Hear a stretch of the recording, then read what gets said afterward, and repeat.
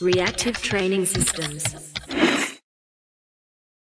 I was watching stand-up comedians, and one of the things that I noticed about stand-up comedians is that they don't care what anyone thinks about their jokes, but they do. You know, it's like they don't care, but they do care, because otherwise they wouldn't have got to the point where they're comfortable giving that joke. You know, it's like they have to hold the frame, because if they're like even wondering if anyone likes the joke, then no one's going to like the joke, because it's going to come off in how they speak, how they present themselves. Like, did you like it? You know, did you like my joke? Haha. Like, no one is ever going to laugh at someone that kind of comes off like that. And I don't necessarily think I really try to cut that kind of like trying for rapport tonality in my conversations, because it just makes me feel weak, really. You know, like I don't want to wonder if someone likes something, but at the same time, I'm still cognizant of whether or not it impacted them in the way I wanted it to. But it's like, here's what I want to convey, and I'm going to assume that you're going to like it, because that is my first instinct. But if it isn't conveyed that way, I have to just kind of deal with it and move on, instead of, you know, maybe dialing back. Or like, so for example, in a joke, if nobody laughs, they're just like, aha, you didn't like that one. And then they make another joke. It's just like, okay, but they don't change their frame to kind of appease the audience. It's still their bit, but at some point they're hoping that something that they convey with confidence is going to hit, and they're all going to laugh, you know? So it's like what I hear you saying is that you're tempering your agreeableness a little bit. That, you know, you've got a tendency to, I don't know, to really be focused on, you know, how things are being perceived by the other person. And yeah, I mean, it's just all the, you know, sacrificing your own stances and stuff for the sake of cooperation and social engagement, and that you're pulling back from that you're like actively trying to be less agreeable, like in the personality sense of it, you know, and I think that's good. You know, I mean, you can be too far one way or another, right? Like on the extremes, if you're really agreeable, then you're kind of a doormat, you know, but if you're really disagreeable, then you're kind of a jerk, you know. So I mean, it sounds like you're searching for the middle ground there, which is good. Yeah, it's something that so like, I don't know if you were in the conversation, but we're talking about personality, and whether or not we even have the ability to have our own thoughts. I think it was at dinner after the seminar or before the seminar in Roclaw, and Isabella Ross and I were just talking about this whole personality discussion of like, what is personality even, and then whether or not you have independent thought in the first place. And Isabella brought up the philosopher like Goffman. I think it's like Edward Goffman or something, and he has this theory called interactionism. And interactionism essentially is the sociological theory that implies that everything that we do is based on the fact that we have interactions with other human beings. And the interactionist mindset is that you don't have any thought. You have control over your thoughts, but they're not entirely self-influenced, because by the fact that you're existing and interacting in a human world, everything that you're thinking is in some relation a result of interacting with another human. So if I think about myself in any way, why am I even thinking about myself? Like, what minor influence from someone else or a collective group of people has allowed me to think like that? And then at the same rate, my personality is essentially a combination of coping mechanisms or ways that I've dealt with the world so I can survive. And whether it's the most efficient way or not, some aspects of the personality might be compensating, but to some degree, my personality isn't even real. Like, it's not like I was born with it, right? Like, so it's a real thing, but it's not as self-determined as people like to think about the personalities. And I just think that's interesting. I don't have a super strong stance about that, the entire personality. Like if the entire personality is variable at that point, so like what point can your personality shift completely?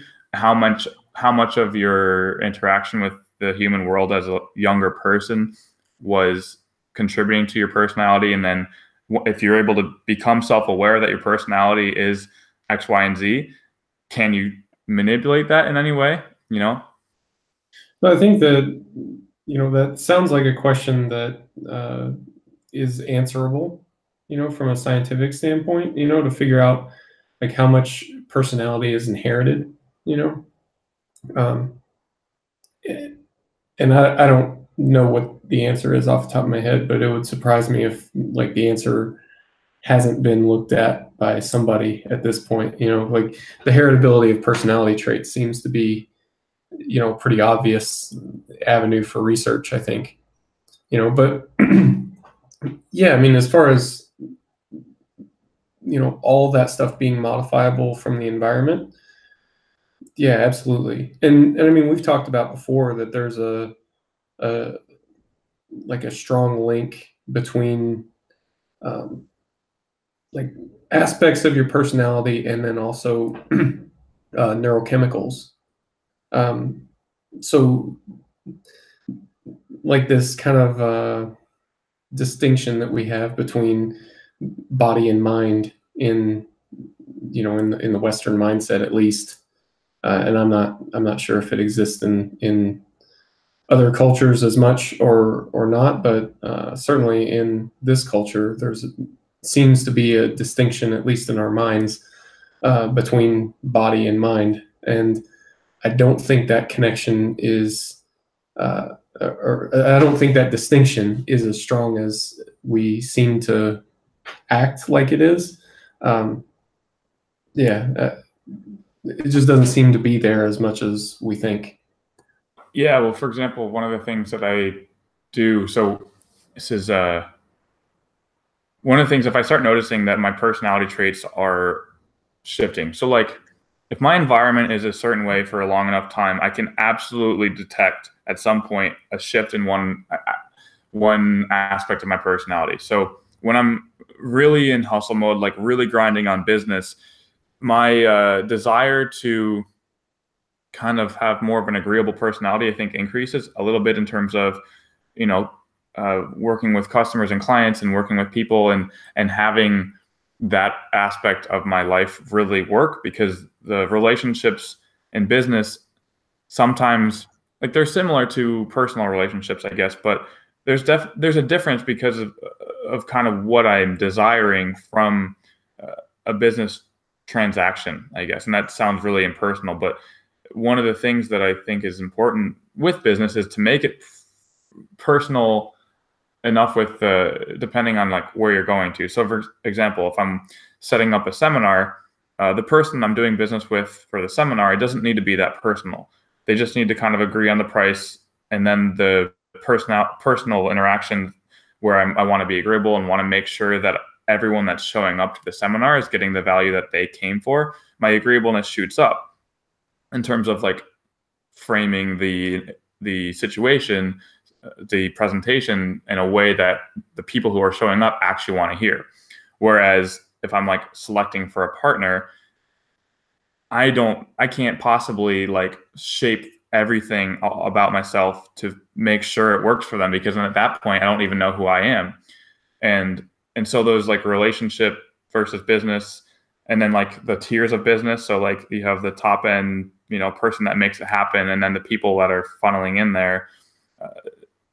Like there's the middlemen, and then there's the people that you're really working with. And like my agreeableness level will likely be high for a while. And if I'm doing that month after month after month, and then I go and have more personal interactions, all of a sudden I have some free time and I want to just enjoy myself and have, nothing to do with business, I notice like, wow, I don't know how to act as I would in a way if I were to go out all the time and talk to people all the time and people who don't care about me, there's no business interaction. Everyone's just trying to kind of be the best person in the venue. I've been in those situations long enough for, 6 months at a time where I'm going out 3-4 times a week. And I'm very aware of my social status in those situations. And how my personality changes, like it just shifts because eventually I get used to that environment, and that environment, how to like survive and thrive in a environment like a nightclub or something. That's way different than the environment I need to survive and thrive for coaching. Yeah. So, I mean, you touched on a few things there that I think are interesting. One is that like your personality is malleable to a pretty significant degree, right? That even from, like, we talk about Big Five, especially as it relates to training, that seems to be kind of where our focus on personality is, but, different traits like we've mentioned a few times agreeableness, but even things like extroversion or openness and all of it, really, it varies depending on the environment and the role that you're thrust in. Whenever I take those tests, I score low on extroversion, which feels pretty real to me. That seems like that's kind of my default mode, but if I'm in a position like say at a seminar and I'm leading the seminar, then I kind of put on an extroverted face, or if I'm going someplace where I'm like, where you have different motivations, and after a while you can recognize, hey, this aspect of my personality is not to my benefit in this situation. So you change it a little bit, and I mean, I think there's a range that you can change it to, like, I don't think it's infinitely malleable, but, and then it's probably not a thing that you want to do long-term, but another thing that you said,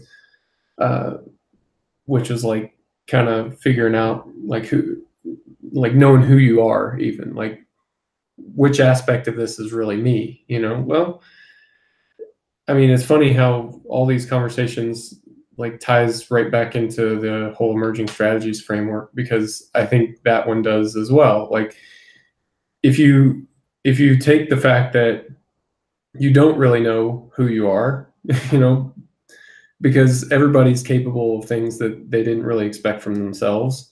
You're always in this process of self-discovery, and the fact that who you are, if there is a definable thing at the bottom, that changes over time. So the process of learning who you are never really ends, in a similar way to learning the best training response for an athlete never really ends either. So, but I mean, that just makes it an interesting problem to solve, I think. It's really cool because it's like almost everyone wants to have the answer, and then it's like, okay, I have the answer, I'm done. But even we've experienced when we're working with emerging strategies, we'll have a block that works phenomenally. And it would be to most people's intuition to assume that program is always going to work forever at some point. Like they responded well to medium intensities, like a little bit lower RPE. And one block, there's their best block ever. Okay, let's wash them out and do that block again. Well, do that once or twice in a row, and eventually they just stop responding. And that whole fact that people are changing and evolving as to their core, from how I understand it, makes the emerging strategies concept so awesome if you are into like the kind of epigenetics, I guess, and like how people change over time in a training way. Because it's like, oh, I have the answer now, we're done, move on to the next lifter. It's like, no, they're all like literally always changing. And that makes my desire to have I don't know if it's agreeableness, but openness has to be kind of high, because literally I wouldn't be able to continue working with someone for 2 years if my openness level was low and that I'm not open to new ideas. Because like literally I need to have open mind about what could work for somebody, in the fact that they're changing at some point. What I think to be the truth changes, and now I have to go find the truth again. Yeah, I don't know if that's openness as such in a personality sense, just because that like openness to experience is not necessarily like open-mindedness, because there's lots of people who score low on openness that enjoy new experiences. They just don't seek them out naturally. They tend to be more routine oriented type of people, I tend to be a little bit that way, in general. At least I test that way. And that seems pretty true to me. Like if I was just by myself, I would have, a routine, and I would pretty well stick to that routine, to the point where it would make a lot of people bored with life, but I'm fine. I'm fine doing that. Yeah, I don't know. So I don't think that aspect of it is like the personality trait openness, but you're right. Just having an open mind and a willingness to continue the exploration of it. I think that's kind of where that goes, Do you find that your experience with how you've been working with your lifters has been similar in that, like, they respond to something and you're really confident with it and you want to run it again? Like, how long does that certainty last when you find a block that works? Like, how have you experienced it? It depends on how often we go there. So like if I just am running those blocks back to back, it's only, it's diminishing returns. The first block was awesome. The second block was okay, pretty good. The third block was meh, and by the fourth block, we're not seeing much of anything anymore. And it depends on the person a lot too. Like I've said before, that like Bryce Krawczyk just keeps on going and going and going. Like you give him, like you need one strategy that really works and he'll keep hammering on it for like 2 years, most people are not that way, so it depends on a lot of things. But like, if you don't go there as much, you say, hey, this is kind of, our secret weapon juice. We're going to use this in, 3 blocks this year, depending on how long each block is going to be. And, maybe that works.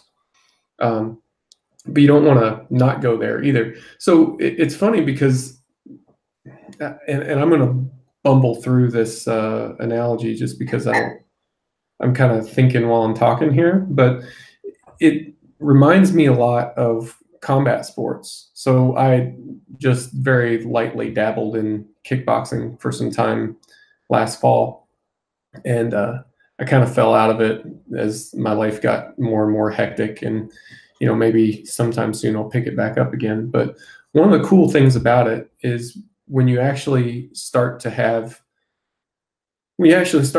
another person, you maybe see an opening, right?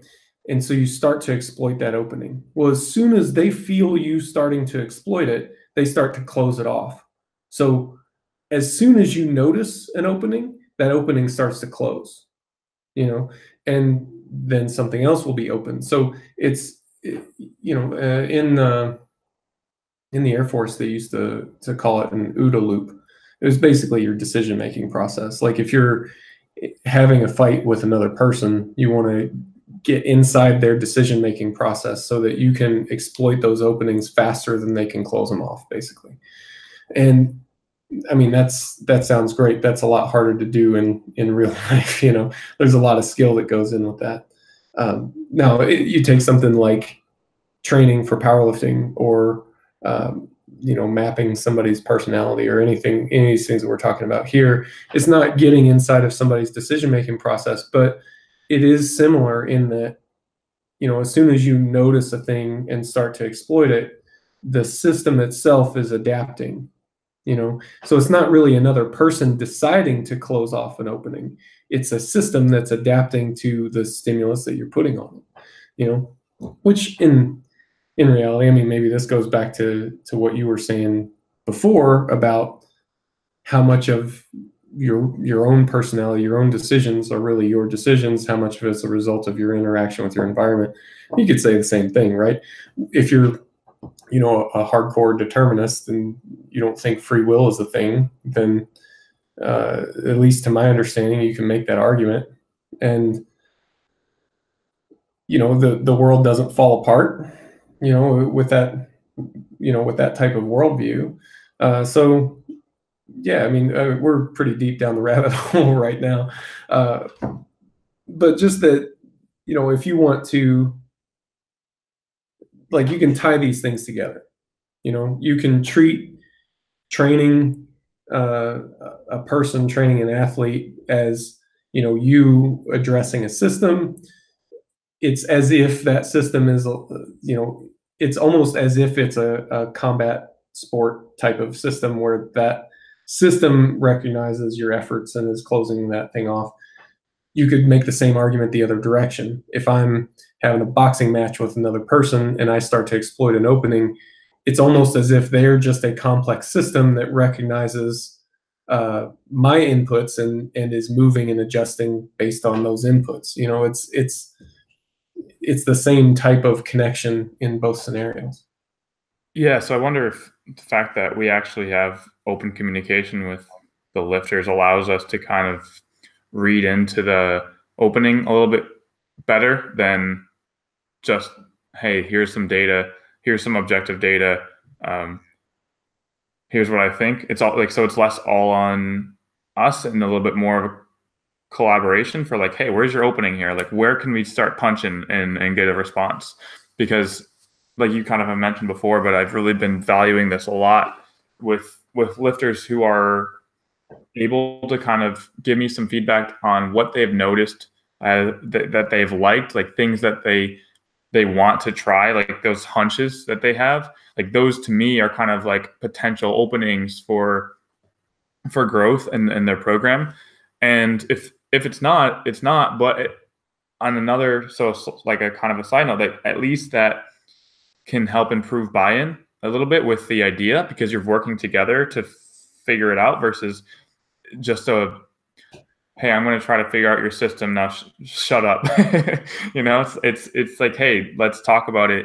I'll drive the car. But, or maybe even like, I'll shine the light. You drive the car. Like, I'll make sure the lights are on. I'll make sure the engine's running well, but like, we'll get to where we want to be if we're working together versus, because it's so difficult. Especially when you're working with people online.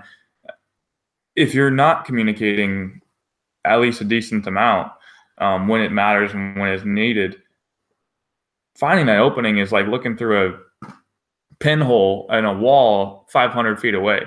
Like I just made that analogy up. I'm really trying to up my analogy game, but it's like I don't really even know what I'm looking at. Sure, there's a hole, but I don't know how big it is, how small it is, and you're not telling me really what direction I'm supposed to be looking, but I can make something up in my mind if I look at it long enough, Good point, and I think you're right. It does kind of lean back toward, cultivation of the relationship, that, I mean, I can look back at the times that I've been most effective as a coach, and there's always like good dialogue, and it's not even about the quantity, although the quantity, there's a certain minimum threshold there, right? But the kinds of things that are talked about are relevant things, because I mean, you can talk a huge amount about irrelevant things and that doesn't help anybody, but that dialogue has to be there. And I see where you're going with the analogy too about the pinhole is, there's so much more that's going on, more than just the metrics that we can collect, and there's these subtle cues and intuitions and things like that I think are, even if it's not the be all end all of training decisions, it's important and it can sway things one way or another, and that's why we say so often that, we tend to take those things pretty seriously. Like if an athlete's like, I just really feel like doing whatever exercise, then yeah, let's try it. Unless we have a really good reason not to, let's at least give it a shot, for a bunch of reasons. You mentioned buy-in and But I think there may be something to that, just that perception underneath, you know. What if there is? You know, like we know that there's lots of things that you can perceive, you know, and that aren't necessarily like I'm kind of I keep falling like a layer deeper and a layer deeper with every sentence here, but there's an error that we tend to make sometimes. It's that things that can be measured are important, and the only things that are important can be measured. And I mean, if it was correct, I wouldn't have just called it an error, right? Yeah, I had this conversation with one of my lifters the other day. Like, there is a missing variable. Like, there are a bunch of variables that are in the equation that I couldn't possibly find out on my own just talking to them or just listening to them. Like, it was about psych up. I'm getting psyched up for a lift, and like kind of arousal level.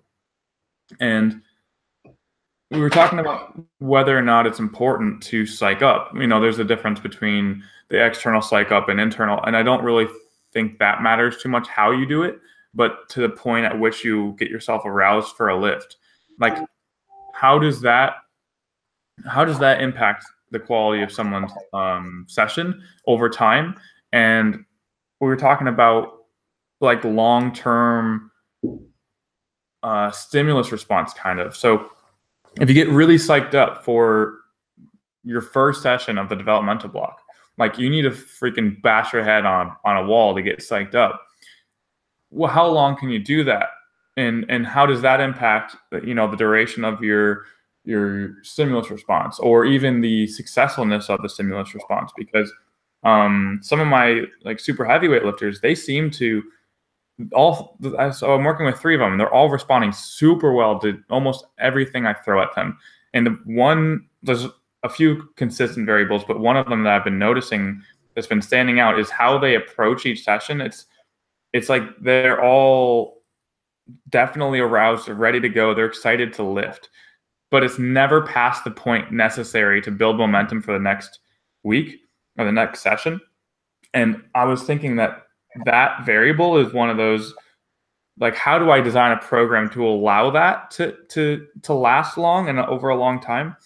And can I, so if you have a high external motivation and you're always relying on the environment to kind of get to that level where you feel ready to lift, because I feel like I'm one of those people, but I still have to control a little bit. But if I don't have anyone around me, I definitely find it difficult to get myself ready for any type of super heavy lift or even a PR. But maybe I just don't need to stimulate myself that much when there's no one around, because if I try to do it myself, it might overwhelm me, lead to like an injury or short circuit that response. And so that aspect is kind of a question that I have in my head about, like, how can we manifest that? Like, how can we get that out of every lifter? And how important is it to like go into the gym and care, you know? Like, I really don't know. I don't know what your thoughts are, but how important is it to go into the gym and like have intent? Like, I'm going to go, because you're putting weight on the bar every week, ideally. How do we do that from a psychological level? Like, what aspects play into that instead of like just purely programming? And is programming the only thing that leads to that progression, or is the psychological aspect of what makes someone desire to add weight to the bar every week? Like, I'm capable of doing that. Like, really trying to figure that. I'm trying to answer that myself, because I've been playing with it in my head and I just can't 100. I know you're more of a programming focused person, but yeah. You know, I'm still like, it's not like I'm doing anything crazy with some of these lifters. It's not like a magic program. It's like, this is a strategy that it could work, could not. We're going to try it. And then it does, but then every other program works too. So I'm kind of ranting. If you have any thoughts on what I'm talking about. Well, I mean, you wouldn't try a program where it wouldn't work. You know, so our system is starting off a bit biased in that way, which is fine. Hey, you know, that's just kind of the situation that we're going to deal with. But I definitely resonate with the idea that, you want to have that progression from one microcycle to the next. And, if the programming can't create that on its own, it at least needs to facilitate that. I mean, I suppose it depends on how you're defining terms here, because the program is pretty responsible for whether or not you actually get stronger, but in terms of your willingness to add weight to the bar, I mean, you can write a program to screw that up for somebody. You can make them unwilling to, you can kill their motivation, basically. So don't do that. You want to, put them in a position where they can succeed. And so this is this kind of comes back to training mentality, I think, which is a topic that we don't even really have the language, I think, to have a great conversation about it. It's just like these bumbling grunts that we can make about it. Like, you want to get psyched up enough so that you perform well, but not too psyched up. You don't want to burn out. Like, that's about as far as we can go here, which is not terribly helpful, Like what you're talking about is getting far enough down, like getting psyched up enough that you can build some momentum, move forward with your training, but not so psyched up that it's causing you to that it's not going to be repeatable next week, because you're going to have to go there week after week after week. And for a while there, especially if you go back to when powerlifting went through our Bulgarian obsession a few years ago, and everybody was talking about like training with a workman's attitude. Like, yes, but again, we can take any of these ideas too far. If you're going to train in that way, maybe that's, as I'm talking about it here, maybe that's kind of what I'm circling around is, psyched up enough that you perform well, but not so psyched up that it's not repeatable. Because in a more of a Bulgarian type of system, you're going to have to bring a little bit less psyching up, because you've got to do it again tomorrow and the next day and the next day and the next day, right? But, if you're doing a bit more of a traditional program, you can get a little bit more psyched up, and it's more repeatable because you've got a bit more time to regather your energy. So maybe that's got something to do with it. Like, it's got to mesh well with your personality, which we know already that it seems to be linked to extroversion and neuroticism. That people who are extroverted like psyching up, people who are neurotic like psyching up. So that stuff matters. And then maybe it's got to fit well with your training paradigm as a whole. Yeah, and anecdotally, I'm one of those people that kind of likes to psych up, not too much, not too much, so I burn out.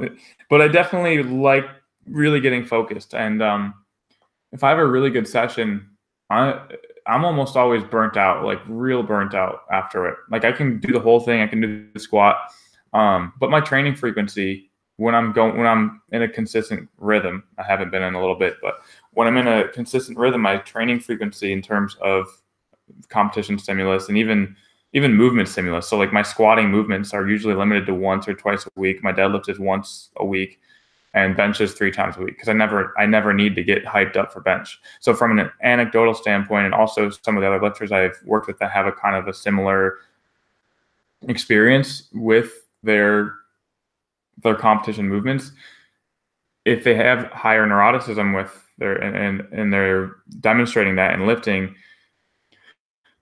it's kind of going against like research to say, hey, let's squat once a week. Like let's have squatting movements limited to once or twice a week. And so it's difficult to get the buy-in there, but sometimes that's like the answer. Like you're going to lift 3 times a week. It's not what you think you're going to get, but it's what you need, And I'm trying to figure out, I think that's kind of where I want to go more often with people who are having those types of experiences, because yeah, I need a week to start squatting again. I need a week to gather my resources and feel ready. And every time I try to, so I've done Bulgarian like 4 times a week squatting, and I definitely got comfortable not psyching up. But I'm not sure how much better I got every week. Like at some point, I'm putting a new weight on the bar. It's gonna scare me. It's gonna be stressful. Like there's some of that adrenaline coming in when you add 5 pounds, 10 pounds to the bar, and you've never done it before. I can't be confident that if I just like calm, let's do this. It's like I can probably do it, but I don't know how much my body's gonna let me stay in that zone. Well, no, absolutely. Like anytime you put a new weight on the bar, it's going to generate more anxiety than if you hadn't added more weight to the bar. Now how much that is like in absolute terms is going to vary from person to person, and situation to situation too. But like you take somebody like Blaine, and you see how fired up he gets, especially to squat.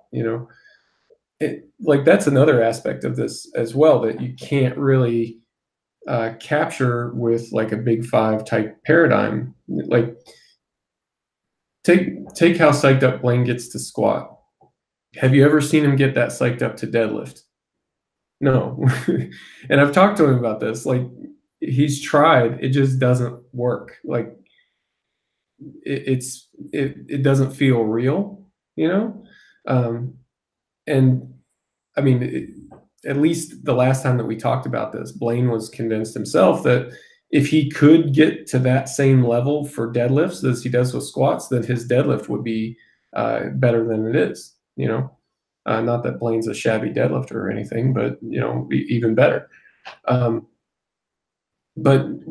I mean, I think that's interesting as well, right? Like, it's got to be like you've got a dynamic system where all these parts have to work together, and it's so difficult to take one out and say, oh, this is better or that's better. Like, well, that, really wreaks havoc on this dynamic system that you've got, So one favorite, right now is training volume, that more training volume gets you better results, which, hey, fine. Like, obviously that's what research shows on the average, more training volume gives you better results. But if you have a training program for a specific lifter and you pull that thread, say, hey, we're going to add more training volume. Well, that's going to have downstream effects on other things too. Maybe you get to the point where you have to add more frequency, and that affects how the lifter is going to be able to psych up, or how beat up their hips get, or how much warm up they're going to have to do. All these different things. And so there can be downstream consequences to just pulling this one thread. And then you have to ask yourself, are those downstream consequences counteracting the benefit that you're getting from increasing your volume? And then what's the net?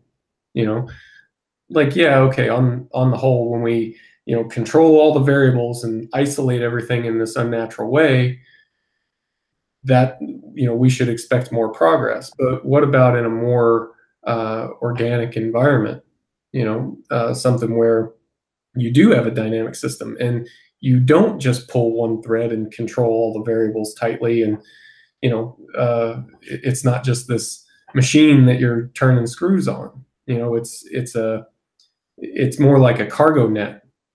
Like you don't just pull one rope on a cargo net and that's the only thing that moves. The whole net moves. What's that? All things equal? Is that the phrase? All things equal. It's like that's never a thing. Not all things are ever equal. If you take one thing out, like kind of what you're getting at, like that's such a useless phrase, because when you're dealing with individuals like you're mentioning, and it's like it's just so useless. Like everyone wants to be right about this hypothetical answer, but for what benefit? To whom does this matter if you're right about this hypothetical, answer to? Well, I do want to keep us from going too far down this path, because I don't think that it's useless. I don't think that it's the opposite of that even. Like, I think it's a worthy endeavor to try to figure out what these, like, what the effects of pulling these different threads are in isolation. That's worth knowing.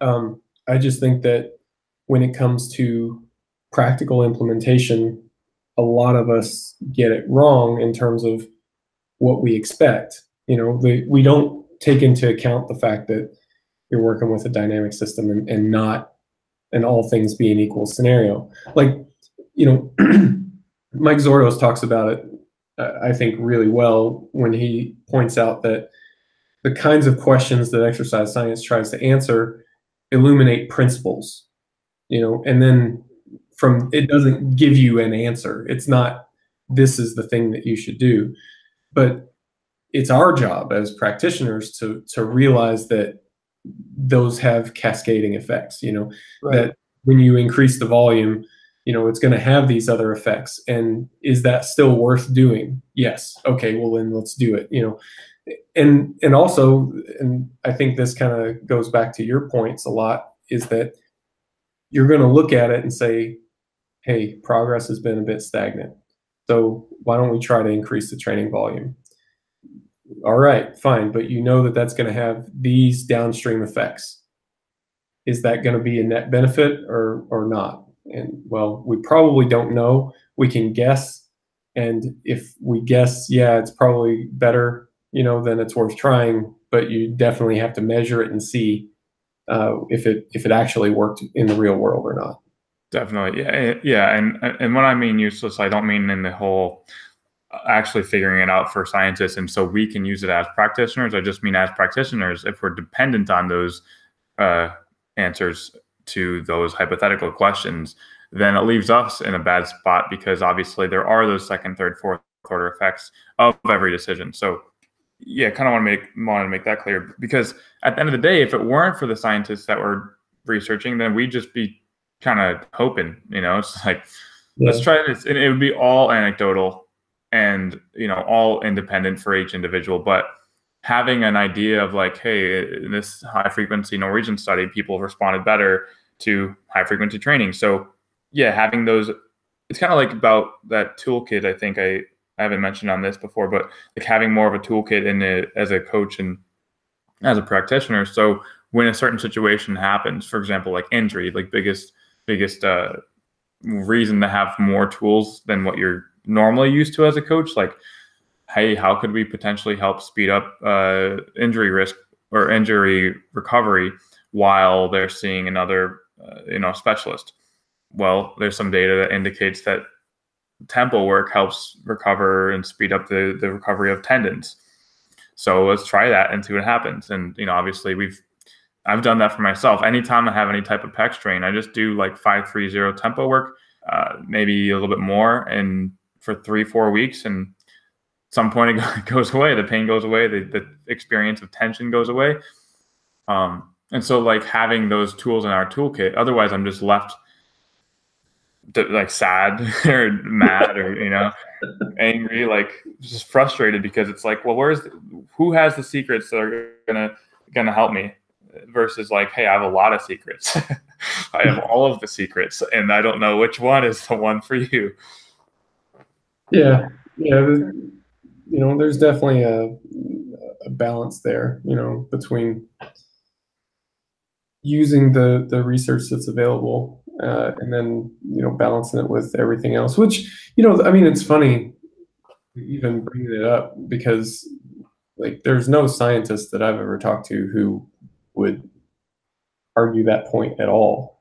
Like everybody thinks that, it's just, I don't know, maybe some of the science enthusiasts take it a bit too far, but I mean, for the most part, I think it's something that we get right more often than not in practice, Yeah, it's just kind of nice to have that mindset, coaching as a just that, going back to having like an open mind. If I see research that says X happened when Y was implemented, or I guess when Y happened when X was implemented, that allows me to feel a little bit more comfortable with things popping up. I mean, this is going to go down another tangent.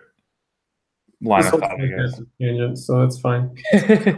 So if you're working with 50 people and there's 365 days in the year, and there's a variety of different things that can happen to any one individual in 365 days, and a lot of them can be really bad.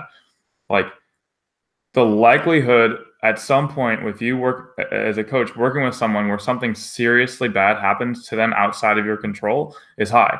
Also, the likelihood of something incredibly awesome happening to them is high. And I think when I first started coaching, it was really difficult for me to handle those types of situations because they started to feel like they're happening more frequently. But actually what's happening is that time is just existing and it's a thing, and then variables come into people's lives, and that's just how it is for most people. Because it's like I wish the variables never changed. But even if I do nothing different with programming, like, their life is going to change and things are going to happen to them, and I need to kind of be ready for that and almost expecting it. Like, without so if I'm naturally neurotic, like, I can't be neurotic about something happening to someone else that I have no control over, because that's going to just make me, I would be unable to sleep every single night, because, like, literally anything can happen to anyone if I have enough people working with me over a certain amount of time. So having, like, the understanding that variables just are gonna pop in, and I need to be ready without being over prepared. I don't know if over prepared is having too much anxiety about that from happening, Yeah. And I think like, planning models help with that, just understanding, if this happens, then we're going to adjust in this way. At least that's what helps me. Feeling like I don't know what to do, that's a feeling that nobody likes or wants, so having a plan, having some sort of contingency in place, that really goes a long way. Yeah. So shout out to all the researchers helping me with my anxiety. Yeah. So one thing that we touched on a minute ago that I kind of wanted to get your take on, we were talking about coaching and really the relationship aspect of coaching. And I know that, at least for us, how we define coaching is through three components: leadership, relationship, and creativity. And we've actually, I just refamiliarized myself with our article on this on the website just yesterday. But it got me thinking, like, I know you, and I feel like I know what your answer is going to be, but I'm also genuinely curious. Is there one of those aspects that you feel like is the most interesting to you? Which one would it be? Okay, so interesting would be leadership. What I'm most comfortable with is relationship, because relationship building is like, if there's one thing that makes me more like, there's one thing that about me that is true in every aspect of everything that happens. It's understanding human relationships and how to kind of make them, not make them, but like work with them in a way that is at the end of the day beneficial. Hopefully, if a relationship with me and someone else isn't beneficial to me, if it's neutral, okay. If it's negative, that needs to get out of my life. If it's positive, then hopefully we can maintain this. And how do we maintain it without it being, Machiavellian or manipulative, But the understanding of human relationships has, in the fact that there is actually some control you can have over some aspects of a relationship, is the most fascinating thing to me. Like psychology, basically, like, oh, people interact and respond to X, Y, and Z. And how do I become someone, not like how do I control these small variables that might maybe at one point help someone say yes to me, but how do I become someone to someone else that they trust and that they want to be open with and communicate with and have a relationship with. And from a coaching standpoint, that relationship is, hey, I want to let you know how my training went. I want you to know what's going on in my life because it might impact this. And, there's some really deep things that people tell me that are incredibly helpful as a coach to know. If someone's going through a breakup or someone's going through a divorce or something awesome is happening in their life, they're graduating and it's super exciting, but it's going to take away from training. Like the relationship there is incredibly important, because if that aspect is forgotten about, my effectiveness as a coach is not as great. So the relationship building aspect of coaching is what I'm most comfortable with, but what's more interesting to me is leadership, because how do you have a relationship with someone and then also kind of lead them and guide the light for their path to success? And that's something that I've always worked on. I think it's been something that I struggled with growing up, was like feeling like a leader. I didn't have a lot of situations where I felt like the alpha male or like the leader of the pack. Like I was always small and always slow to develop, I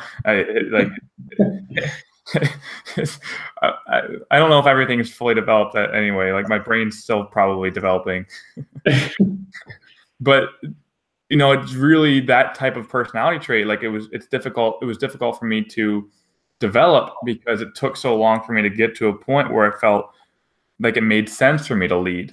And I was starting coaching when I was 18 on my own, and I'm working with people 3 times my age. Like my first client was like 55 years old, and he's asking me to guide the light on his path. And I haven't been living long enough. So I have to really believe that aspect of my identity, that I can lead someone that is in a totally different place in the world. They've experienced different things than I have. Like they're just not the same person, but it doesn't mean I can't lead them and guide the light. I think what happens a lot of times is, I have the issue with in my head, like if I believe that I can't help them, then it's really going to be difficult for me to help them.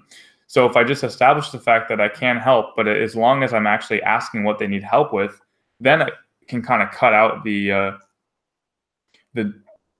questions, the confusion. How do I help this person? Like I just ask, what do you need help with? And then can I actually help with that?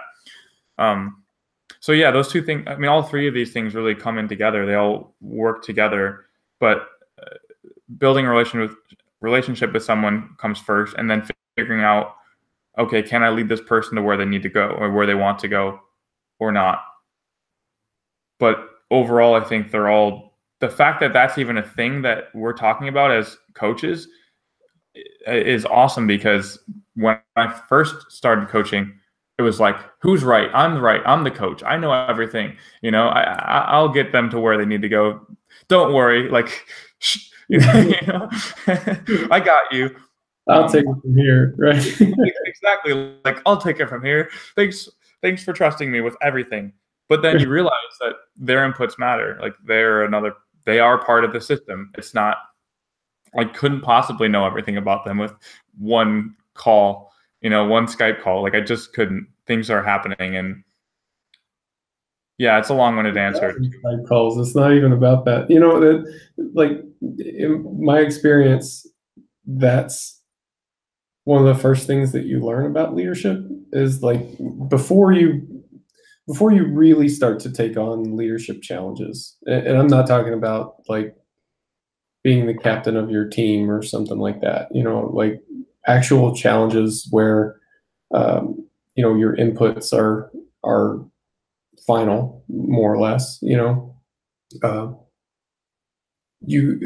least I had this perception, that it was, very top down oriented, the leader was supposed to have the answers and things like that. Right. But then one of the first things that you learn, I think, is that, well, that actually doesn't work. People don't even like that, that it's a lot better if it's more collaborative.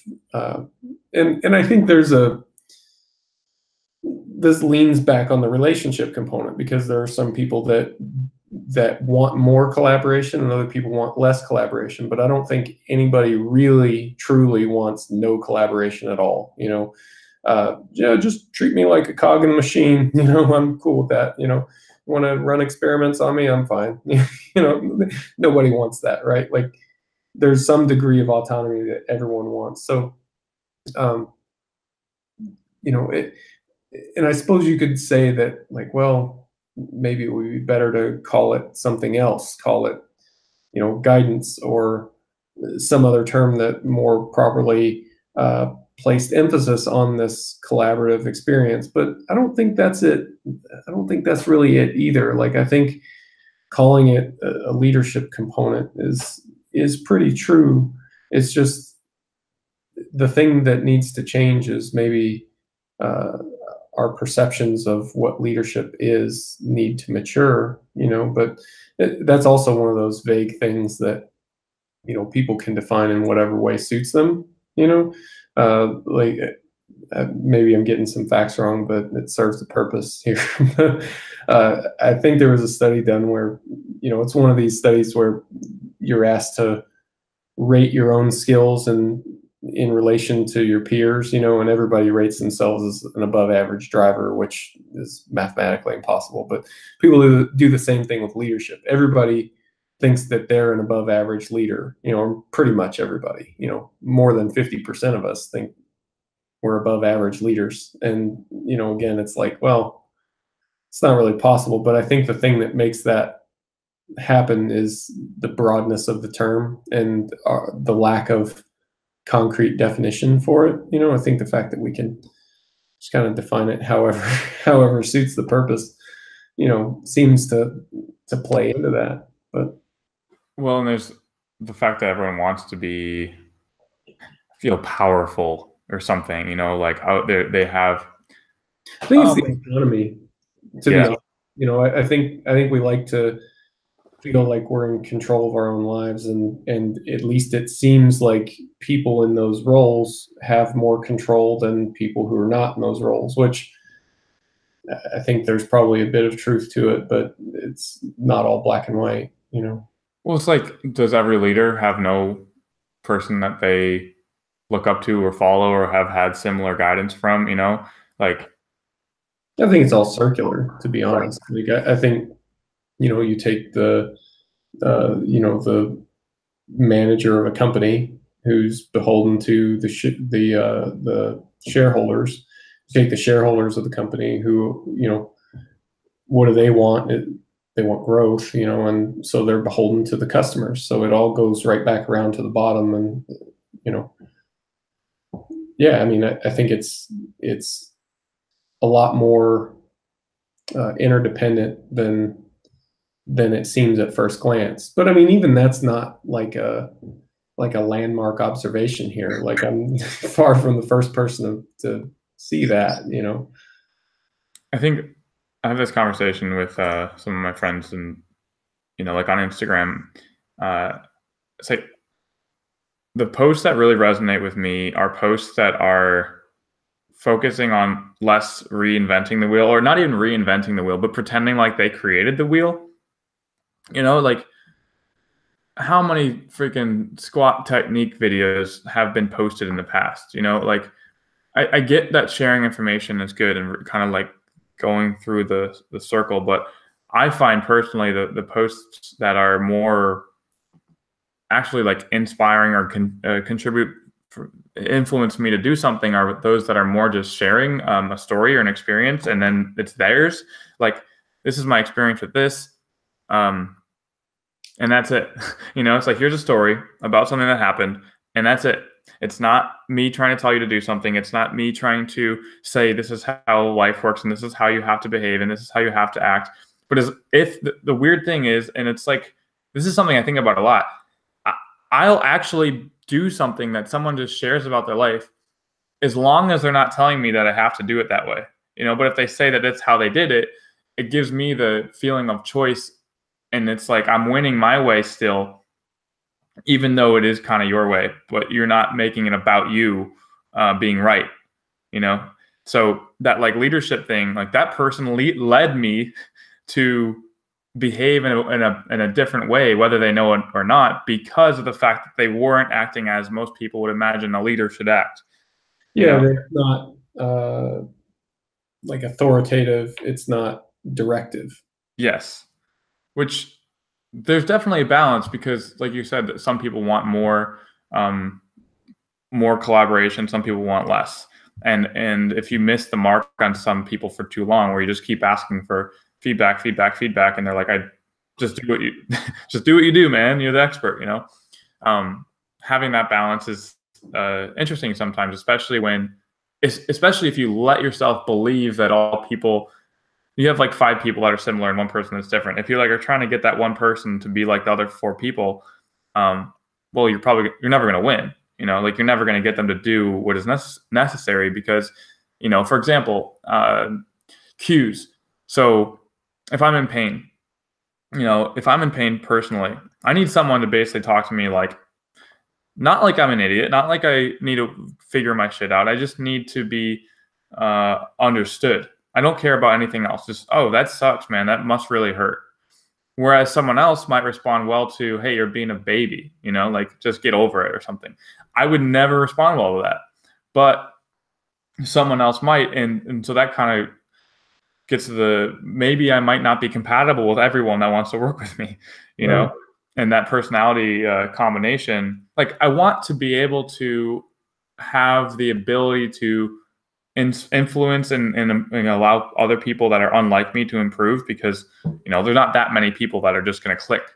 But if I'm aware of how I can express myself to certain people and kind of bring certain aspects of my personality out to some people and then certain aspects to others, it's not like I don't feel manipulative in that way because it's still me. It's just you're meeting people where they are at that point. Like that's the whole human relationship thing, you know, and going back to our personality discussion, like that's normal. Like that's normal human interaction to change aspects of who you are to fit the situation that you're in.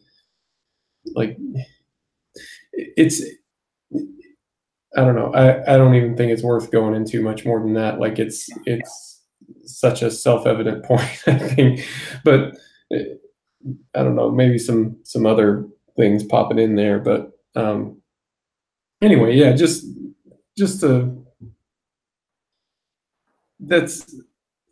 that's what you want, and that's what athletes want.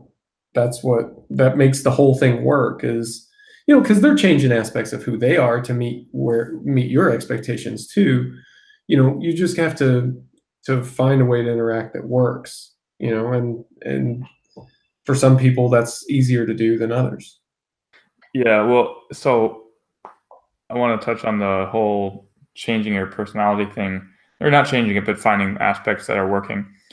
A lot of people would think like, oh, you're being manipulative, but it's like not manipulation. It's you interacting with someone else to make them want to work with you well.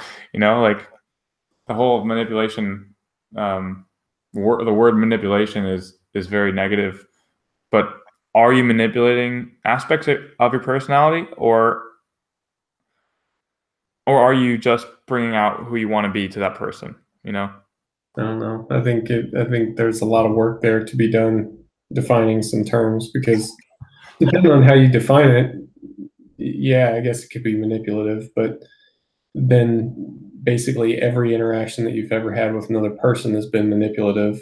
And okay, so we just basically didn't say anything. So how you define all those terms is going to be really important. But I don't think anybody really expects that, you know, like, again, it goes back to like being the authentic you and stuff like that we talked about earlier. That, yeah, I mean, there is probably a real you at the bottom somewhere, but I don't think you know what that is. I don't know what it is. I don't think anybody knows what it is. And even if you did, it's going to change. So then you got to figure it out again. So yeah, it's like, you know, my mom always like, oh, just be yourself. It's like, Mom, I don't know who the hell I am. Like, who is that? I'm only responding to you so you don't beat my ass, you know? Just kidding, everyone. I didn't have an abusive relationship. But really, like, you are just trying to survive in that environment. And when, for example, you're living with your parents for 18 years, you're going to interact in a certain way to make sure that works well. And then you leave and you're like, whoa, how does this work? No one's in control of me anymore. I have to decide how I want to behave in the new world, you know?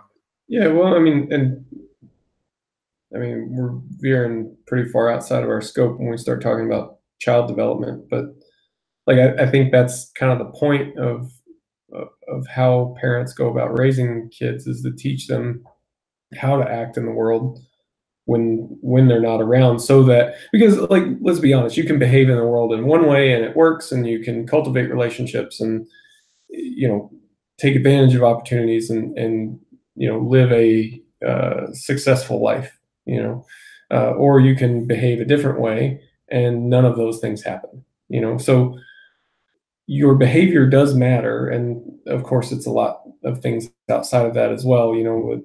We're focusing the spotlight right now on human behavior.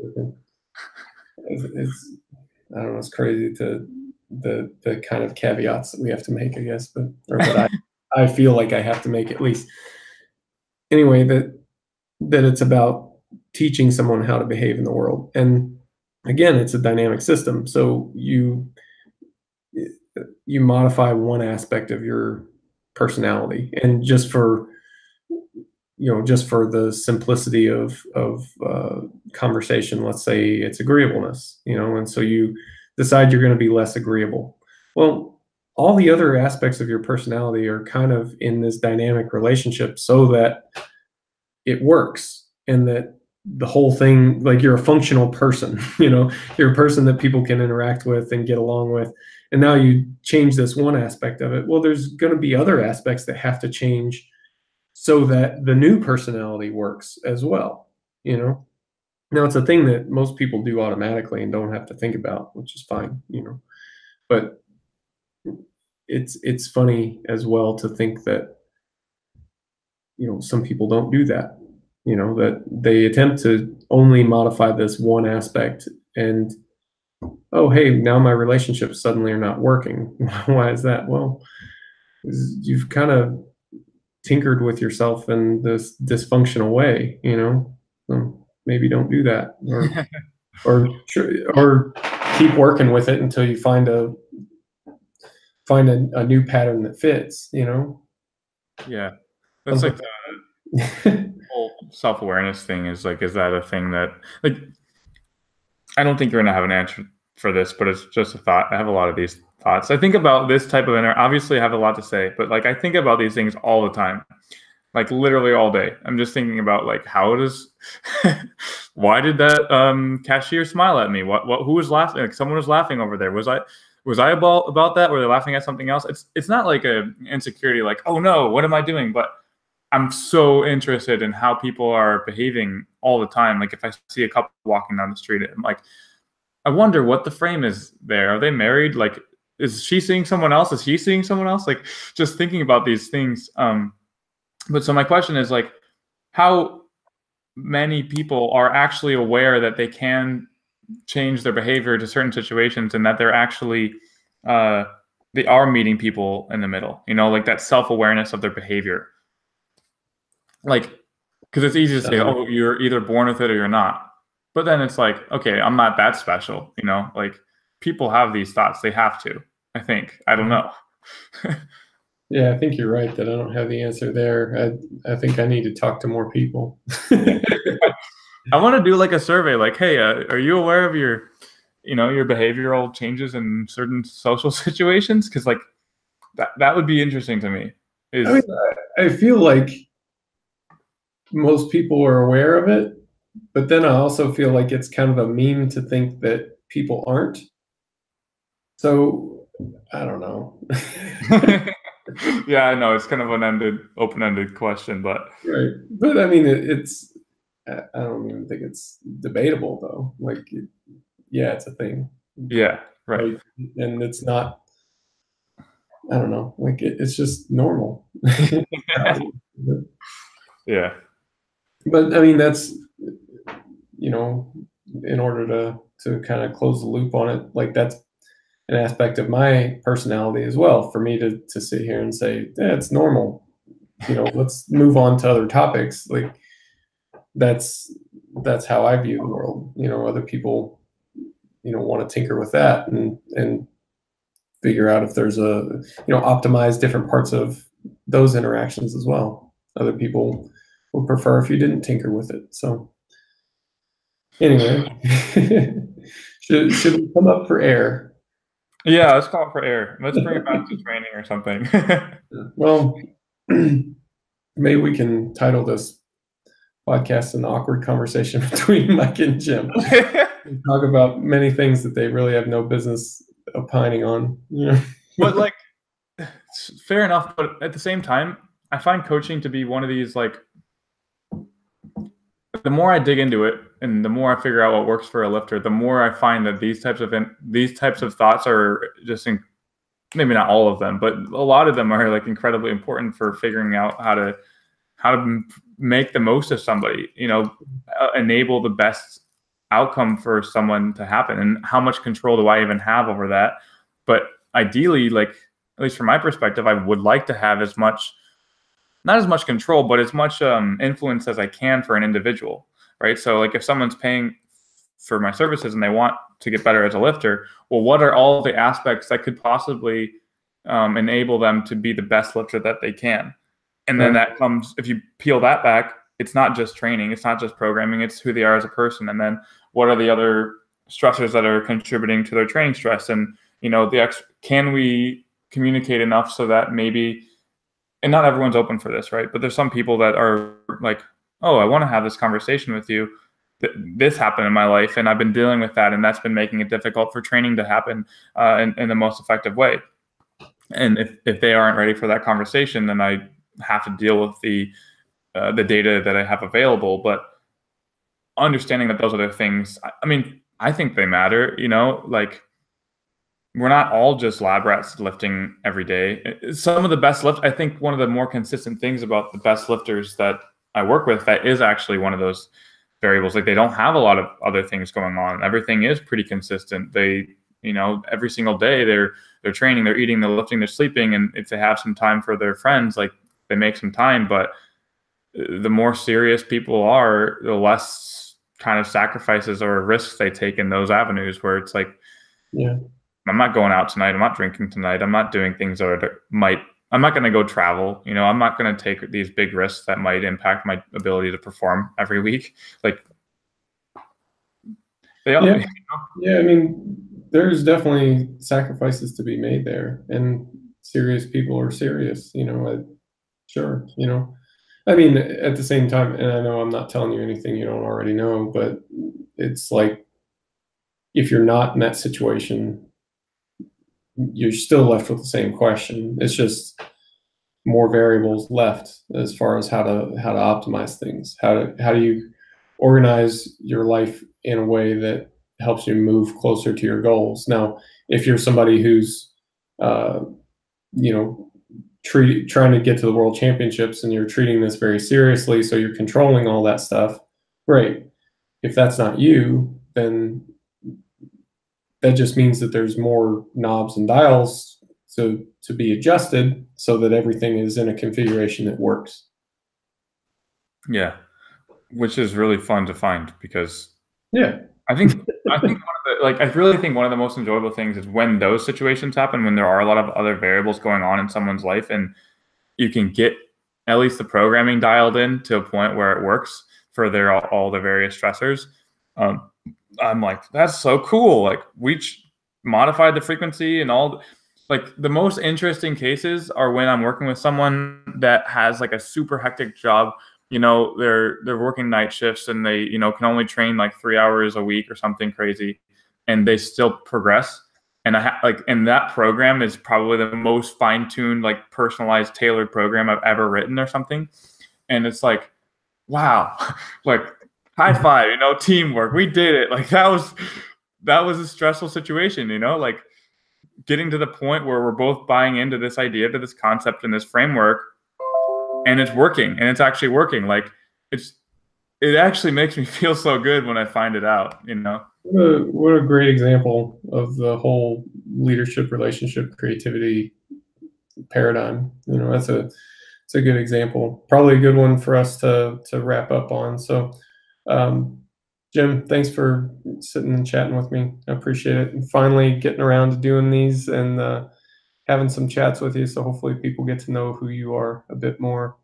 Yeah, so I'll I'm saying this at the end, but I'll do more of a proper introduction for you in the intro. But if anyone wants to connect with you, ask you questions, tell you how smart or not smart you are, where should they do that?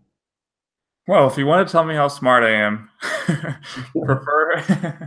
preferably do that on Instagram in my comment section on your favorite picture. And my Instagram is Jim_RTS.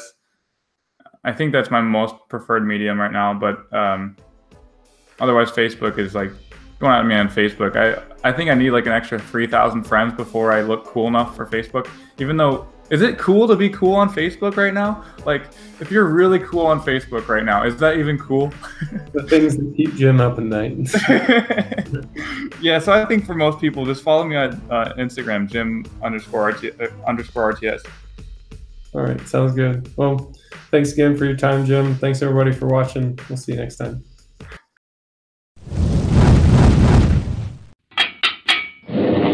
Reactive Training Systems.